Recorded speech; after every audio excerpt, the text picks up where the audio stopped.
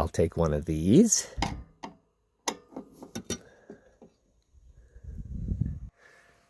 I'll take one of these. Now let's see what this is. Oh, look at that. I can reach right in there. I wonder if that goes through the hole. Oh, look at that. Look at that gasket. Is in perfect shape. I wonder if mine has that. I wonder if the other one has that. Nice of... Okay, that's a two-handed job. These guys, they don't really turn. Sorry, they turn, but they're just rubber. There goes the bus. They just are kind of have like a swelled rubber connection in there. So I think if I'm careful, I can just get them to come up out of the roof. Oh, there it is. Oh, there's something else hooked to it. Oh, the front windshield. Unexpected. There we go. Look at that. A bit of lime green, never hurt anybody. I mustn't forget this. Oh yes, look at that. I don't know if the other one's the same, but how is that not stolen? Yes. Okay, so I believe this is supposed to be painted black, but look at this. It's a perfect color match to that type or that color paint. So even though this is of course off that other truck, that other truck is a 77. I'm not quite sure what its original paint was supposed to look like, but that sure looks to me like they were factory. Anyways, look at that. So for now, that's that'll work. And then this signal light, we'll try him next. See if we can switch him out. That's getting better. Okay, look at here's the actual color of this orange. Let's see if this. Oh yes, look at that. Does it look the same? I think it does. Oh, there it is. Okay. Well, that looks... I think this gas gets in better shape too. Yeah, so let's see. We can get this back together.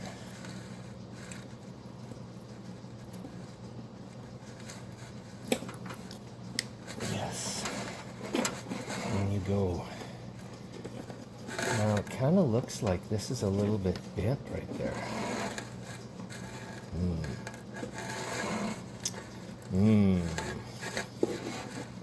Yeah, look at that. We have to pull that out somehow. Or maybe this one is... I mean, the trouble is, I think the cows were rubbing on it. I think for now we're just gonna... I'll have to pull that out carefully. I'll have to maybe make like a L tool or something to kind of draw that out, or maybe from the inside. But anyways, look at that. Factory signal light. Okay, let's go see if this fits. Of course, this is another piece from the other truck. Now, I know there's some significant damage, but we'll address that. But for right now, let's just see. I'm curious to see if these are in fact factory holes from both of the visors. And it looks like they are. Tricky one-handed. Oh yeah, look at that. Okay. See if I can get a screw in there. I'm gonna put you down. Okay, well, I just set a couple of screws in it for now, and it fits perfectly. So, yeah, it still has a little bit of a tweak. Remember how in that previous episode we talked about this cab, the cab of the rolled 77. It was a little bit flexed, but just from what I've seen, here, we'll go up there again.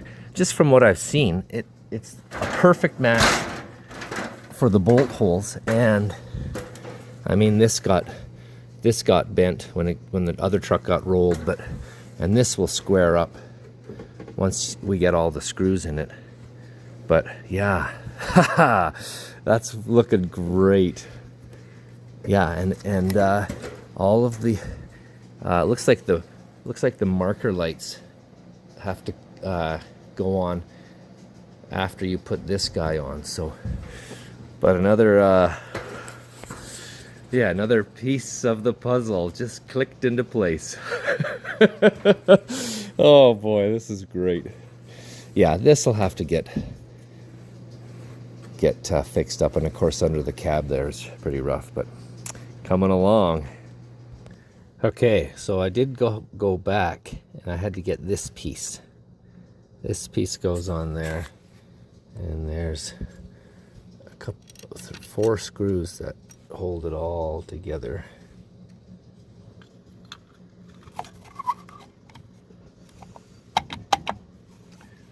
Looks a little funny, but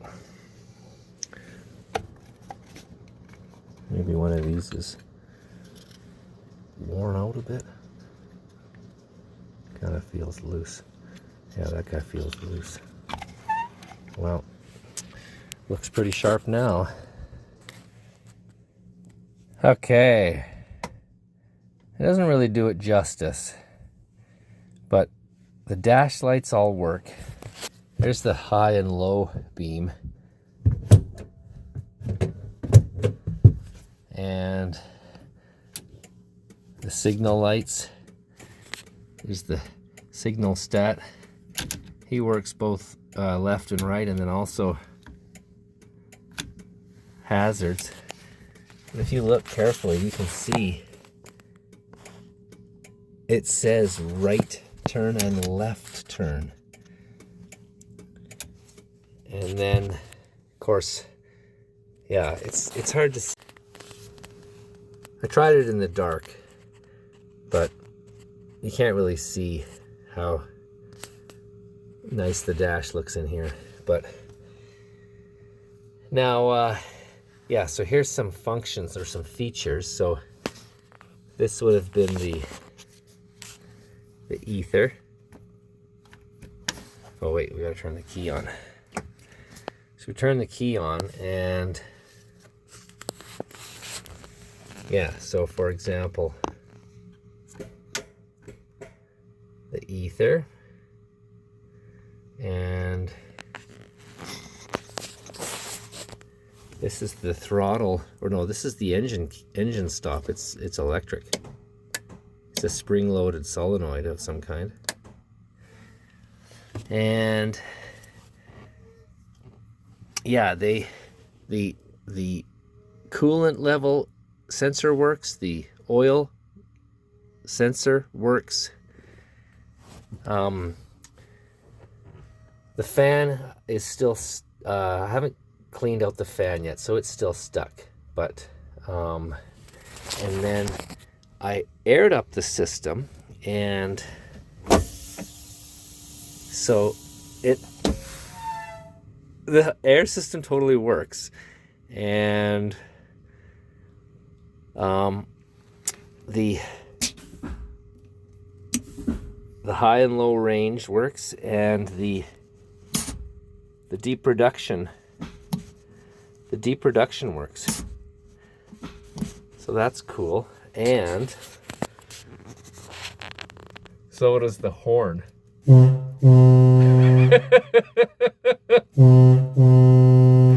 Now I think only the one is working, so I'll have to figure out Doesn't sound like 2, so we'll have to see what is up with the second one. But got a bit more cleaned out, and yeah, it's looking good. It's coming along. So the other day I was cleaning and I found that this part of the dash hinges up and gives you access to behind there. But what I found was the original build sheets from factory. Wouldn't you love to feast your eyes on those? We better just keep them safe.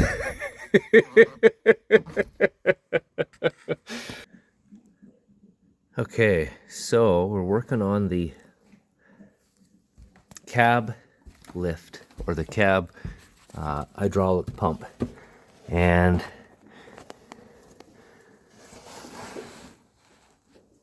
that's an icicle that's slowly pushing its way out of the hydraulic lines. So I have these off. The heater ran out of fuel while we were warming this up over the night, and so it got warm enough to push those. But then in the early hours, she quit. But this is what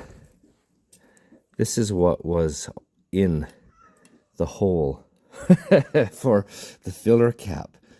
So all these years it has sat outside, and so this has filled with water. The lines have filled with water and probably dispersed all the oil, one little drop at a time. So we're gonna drain those lines, drain this, and see if we can get some proper fluid into those lines there. And hard to say if any has gone into those cylinders. I'd imagine it has. The water seems to get into everything, but anyways, we're moving along.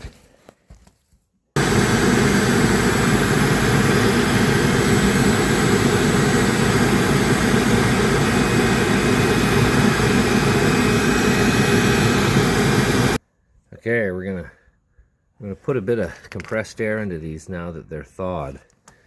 See if we can get this to let go. So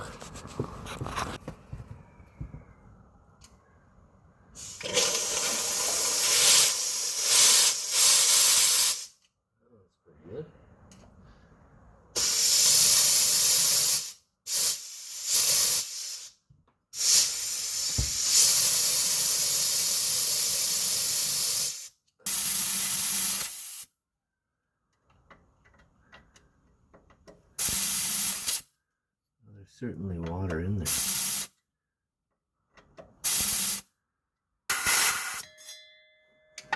It's like a bell. More cowbell. I got a fever. So this was factory in the cab this whole time, and this is the cab jack bar, and yeah, for it to have stayed in there this whole time. It has, of course, the factory mounts, and yeah, so I was able to get this guy working. I took it apart a couple of times, and we of course went over the lines and how they had moisture in them, and how it had a this was the old this was the plug, so that's why there was moisture in it. But anyways, now it works. Now my one cylinder is a little bit leaky, and it does weep out of the bottom. It has a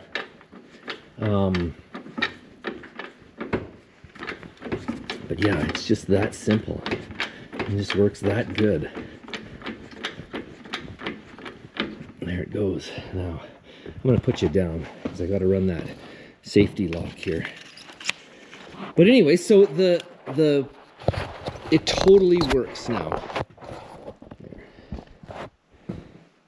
It totally raises up, and yeah, there's an emergency or a safety right there, and but yeah, there's still a little bit of seals that I gotta finalize in that part, and then the one cylinder does have a little bit of a leak, but and then of course imagine if the fuel tank, you know, the fuel tank was here, you would be standing right here, and so that's cool. But anyways, we'll get this jacked up and we'll take a look. But it works pretty good, and then of course it's the dual acting one, so it pumps it pumps both ways. It kind of goes over center, and you have to hydraulically pull the cab back down, and so that's cool. Here's a safety. We'll put him in. But yeah, that's pretty cool. It works really good. There we go. Look at that. There it is. So, yeah, pretty awesome. Pretty awesome.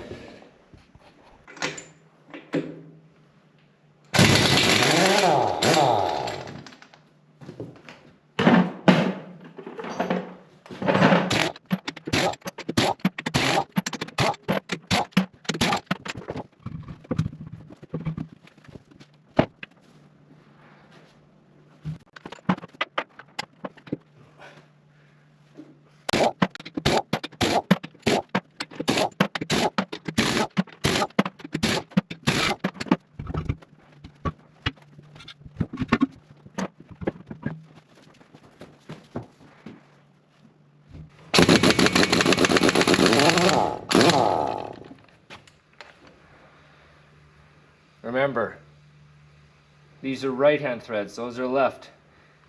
Get yourself 2 nails.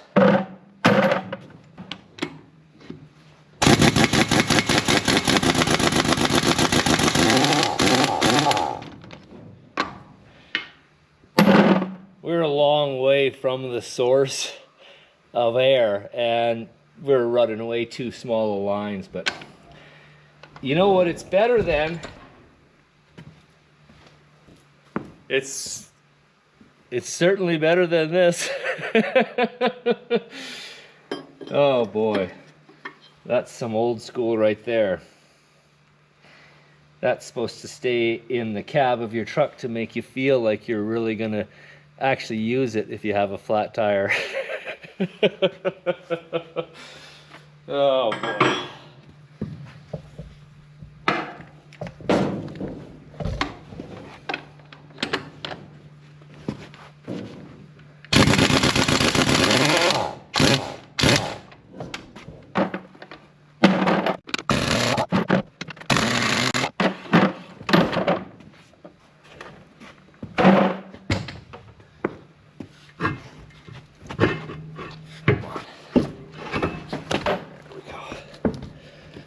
Now, can we get this out without banging the camera? There we go.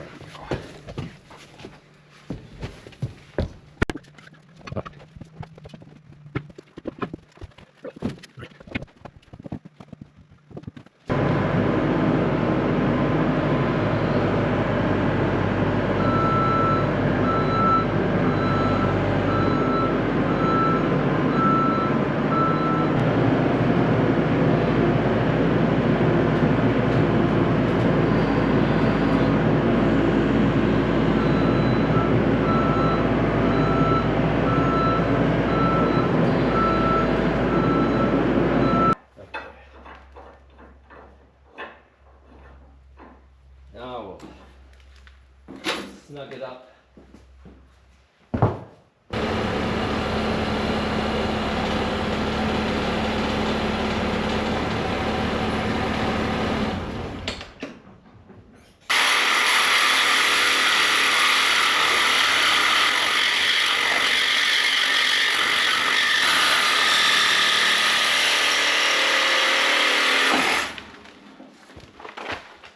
There we go.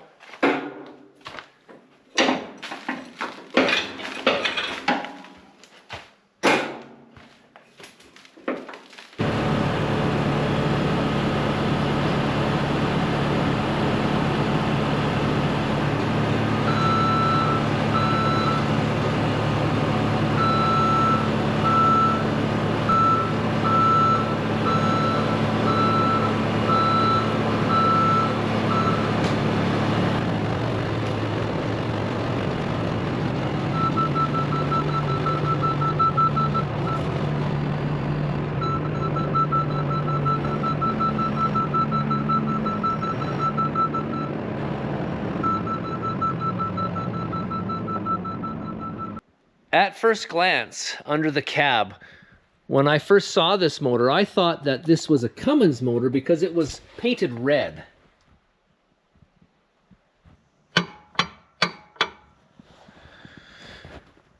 But then I saw that it was broken down and I knew it was a Caterpillar. Wait, maybe a knock-knock joke? 9 lives?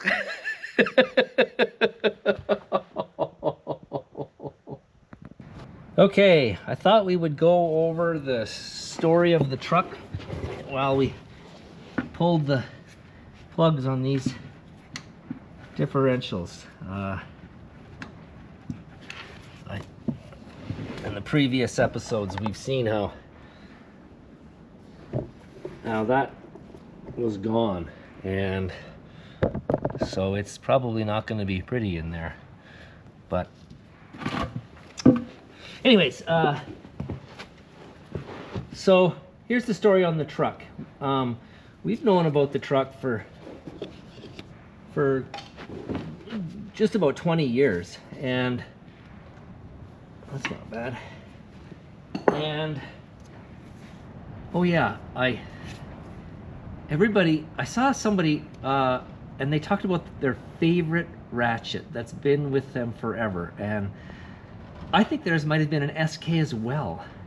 Anyways, this is my favorite ratchet. Normally it stays on the lathe, but anyways, sorry, just had to throw a shout out to my favorite ratchet. Does anybody else out there in the wild have an SK? Anyway, so the truck's history. So we've known about it for 20 years, and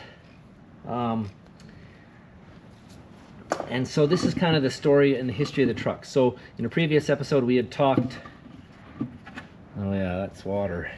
In a previous episode we had talked about the connection to the Nevada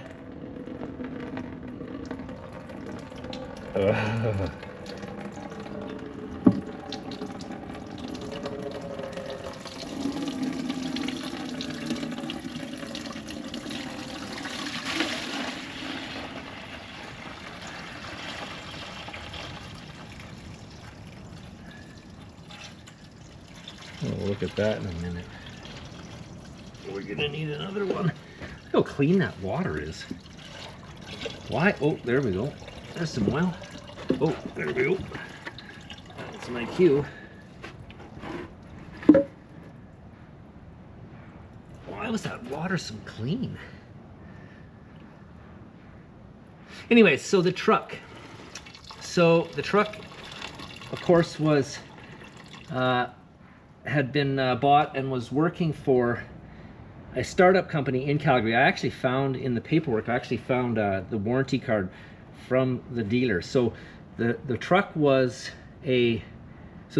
built in Fort Wayne, Indiana, but it was built as a Canadian truck, and it was shipped to Toronto. Then from Toronto it shipped direct to Calgary, and then from Calgary it was sold new in '82, it looks like, and it got ordered in 80 and shipped in 80, and then I think it looks like it sat on the lot for a bit, but anyways, then it worked for that company, the Northern Gasification or Northern Reactor, and it worked for in the 80s for them.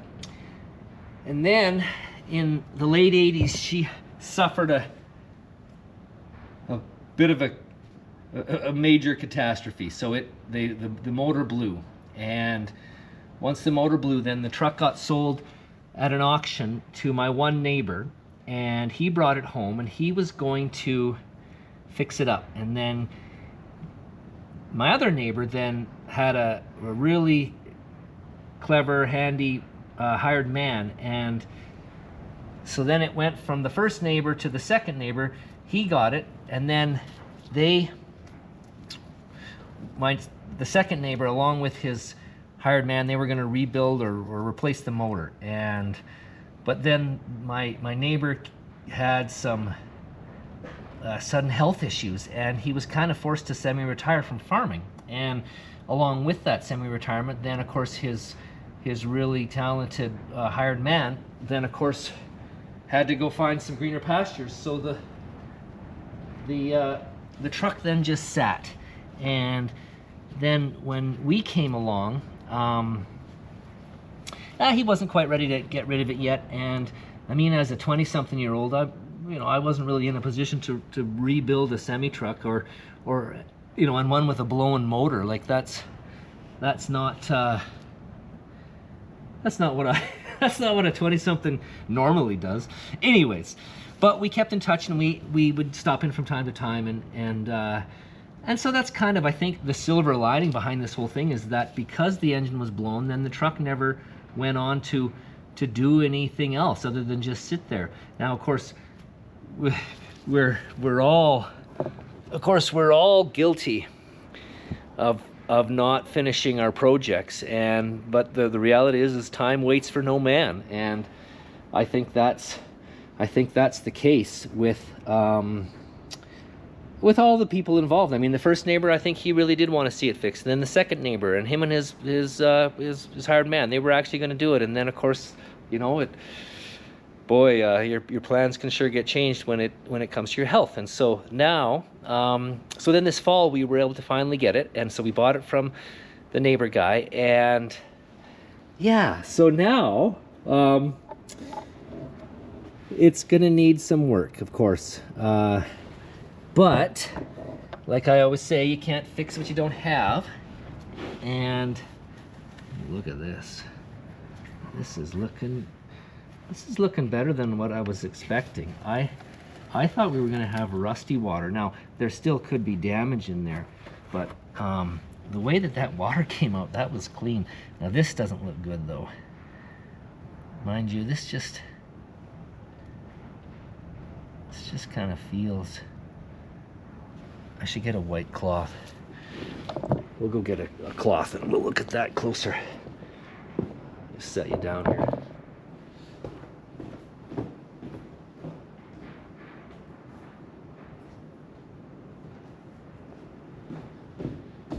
So anyways, so then we got the truck then here this fall, and we had been that just kind of feels, there's a little bit of a flaky gasket or something, maybe, but maybe that's rust. Let's see what this guy looks like. Yeah, so this has got a bit of grime on it, but there's no chunks. That clear water was better than rusty water. Maybe that's just because it was frozen. I don't know. I'm sure this differential was frozen solid. I don't know about that one caged brake, but anyways, so back to the truck. So we bring the truck home, and so during the cleaning process, we found the build sheet, and yeah, we'll just go quickly look at it now. As far as as far as the truck, it looks to be like it is. I've just been kind of going off of what the internet has shown with some of the YouTube channels, but basically it comes down to this. So I thought I'd jump on the redacting bandwagon, seeing we've been seeing that lately. Anyways, too soon? Maybe. So this is page 1. So I don't know, can you see that big shadow there? Okay. So came from the Fort Wayne plant to Toronto. From Toronto, it came to International Trucks of Calgary.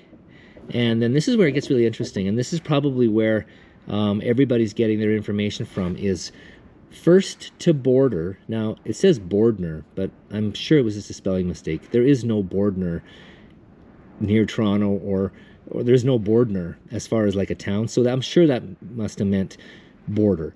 But, so anyways, first to border, Eagle Brome, 5th with cat. Aluminum rails. So it's a Canadian truck. It's not an American truck. I did a bunch of reading about there was like a 1967 trade agreement where they were building trucks back and forth, and so there was Chatham, Ontario, that built trucks, and then of course Fort Wayne. And anyways, this one was then ordered, but even though it was built in Fort Wayne, of course, it was then ordered and I guess considered a Canadian truck just because of, I guess, the way it was ordered and the way it was imported. You can see here, for example, metric speedometer, and there's a couple other things here, a snow shield for air horn. And anyways, so there's a few things that of course make it special, being you know, one of the 250 potential Eagle Bromes, and then also one of the 5 that potentially has the cat. And then of course I don't know how many realistically would have gone to Canada. I mean, you know, let's say, I'm just guessing, but let's say Canada's population was 25 to 30 million in 1980, and let's say that United States was, you know, 250 to 300 million. So did we get 10%? You know, did 10% of these Eagle Bromes come across the border? And anyways, so yeah, pretty cool. So back to the story. So then, yeah, in the late 80s, when it blew up, I haven't taken the connecting rod off, but whoever blew it up, and then whoever took it to auction, or maybe it was the neighbor guys, when they pulled the pan, they left the oil pan off all of this time. So again, another potential silver lining to a disappointment. So in that 3406 now is not only whatever engine failure happened, but also corrosion issues. So my guess is, this is coming along nice. My guess is that, you know, we're gonna have to pull the engine, and there's not gonna be no will it start. At least not till this engine gets addressed. But yeah, so a 3406A, and if you look on here, there was oh yeah, on that tag up there, let's see if we can get up there. There was ratings, horsepower ratings, and yeah, here we go. So there was so this one is the 380 rated horsepower, and it says right in the build sheet there. So you can see here it's got this punched out. So the engine family, the 16A 3406, displacement, horsepower 380. So anyways, Yeah, so again, the blown motor, the sadness, that, I mean, if my one truck blew up right now, that would be financially devastating for me. So I can only imagine the, you know, whether it's a company or not, it's still can you be quiet, please? It's still would have been devastating financially. So we'll just take a look under here. Yeah, so the let's see if I can get this now.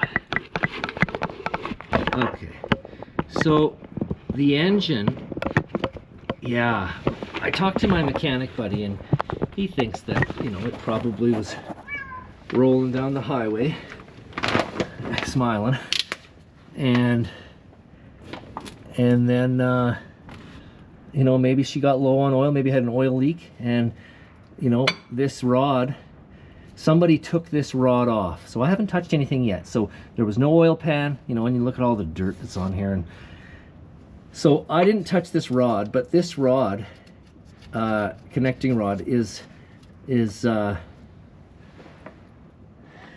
this connecting rod, you know, probably they took it apart just to see, and maybe the bearing is spun, or maybe the bearing's right gone, maybe they took the bearing out. The rest of the connecting rods, of course, are all snug. I think you only really need to hear one. Anyway, so, but you look at the color, even though that it's been rusty, it looks like it was super hot. So she probably threw a rod, and then, you know, within minutes it lost oil pressure, and the whole thing went down. Now if you look careful, you can see up in there, like the cam has drips of oil still hanging from them, but anywhere where the drip of oil isn't, you can see there's surface rust on that cam. And then same within the sleeves. I mean, it's done. So how hard will it be to come apart? Is the crank shot? Is the cam shot? I mean, hard to say. Are the heads done? Did they, you know? Anyways, so it's but again, silver lining, that's why I have the truck, and so we can fix stuff. And I will admit that if you watch the channel earlier this summer, of course this summer was the summer of Detroit, and we had a lot of fun with some Detroits, and I actually had kind of toyed with the idea of putting the 8V92 TA silver from the dump truck, the one with all the silly exhaust shorts. It's a really crisp motor. It is, and I thought, you know what? Why don't we just put that in there?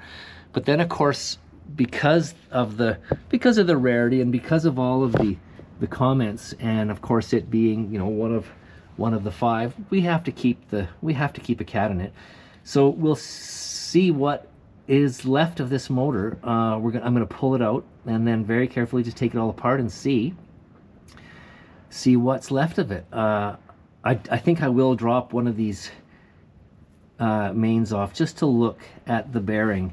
I mean, it's going to be kind of hard to see if there's corrosion, if there was previous physical damage, or if, you know, because it's rough. But anyways, still really exciting. I love that. So the more and more history I learn about this, it's just fabulous. Imagine, let me get out of here. Imagine the boardroom meeting when they were gonna make all the engines red, and like, how does that go over? You know, International as a corporation, I kind of looked into it.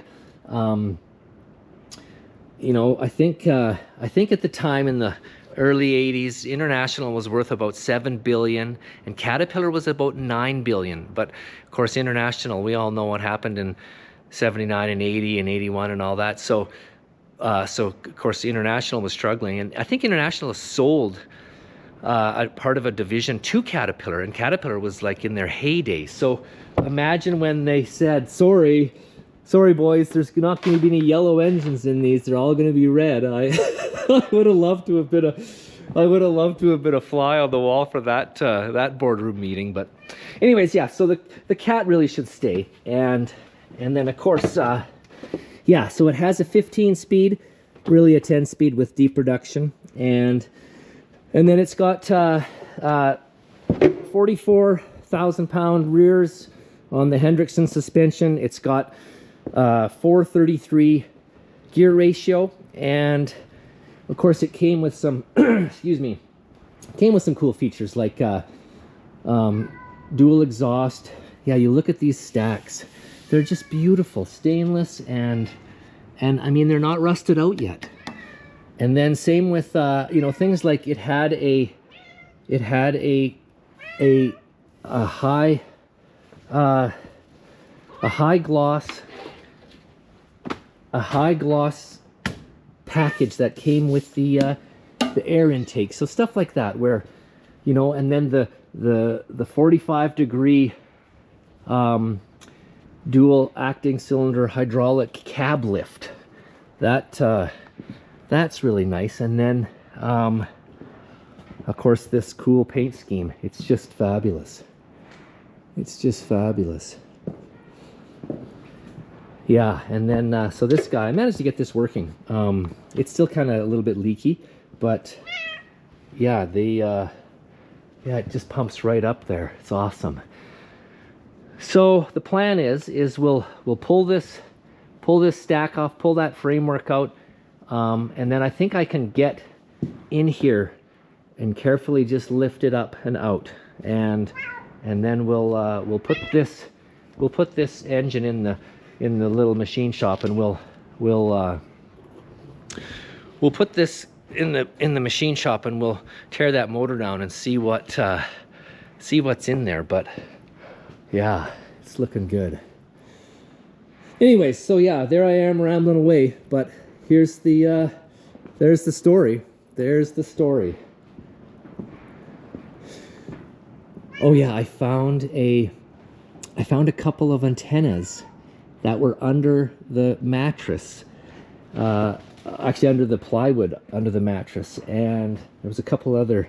Oh yeah, these. Look at these. Do you remember these?